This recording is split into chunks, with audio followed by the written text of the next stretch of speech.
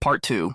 Here is the next chapter, continuing the story with the same tone and building the tension. 8 years later, I stood in the small kitchen of my diner, staring at that same dried grass ring on the table. It was brittle now, a fragile skeleton of what it used to be, much like the love I'd once held for Serafina. Noah, are you okay? Gigi's voice pulled me back. She was looking at the ring with wide, curious eyes. That looks old and kinda sad. I picked it up, feeling its rough texture against my thumb. It's just a reminder, Gigi. A reminder that sometimes trash belongs in the trash. I tossed it into the bin. The dull thud it made against the plastic liner felt like the closing of a coffin lid. Good riddance, Gigi chirped, grabbing my arm again. Now, about that dessert you promised? Before I could answer, the bell above the door chimed. I looked up, expecting a local trucker or a tired student. But standing there, looking like he'd stepped out of a fashion magazine, albeit a wrinkled one, was Owen Prescott. He was leaning on a cane, his face pale and drawn, but his eyes still held that arrogant glimmer I remembered so well. Behind him stood Serafina and Isabel, like two anxious bodyguards. So, it is true, Owen said, his voice raspy. He limped forward, surveying the diner with a sneer. The great Noah, reduced to flipping burgers in a dump like this. The air in the diner instantly grew thick. Gigi sensed the danger, her grip on my arm tightening. I gently patted her hand and stepped out from behind the counter. It's honest work, Owen, I said calmly. Something you wouldn't know much about. Owen's eyes flashed. Still got that sharp tongue, don't you? Even after prison. He took a step closer, invading my space. We came to eat. I heard the food here is nostalgic. Serafina stepped forward, her hand reaching out to touch Owen's arm, but her eyes fixed on me. Noah, please. Owen hasn't been eating well. He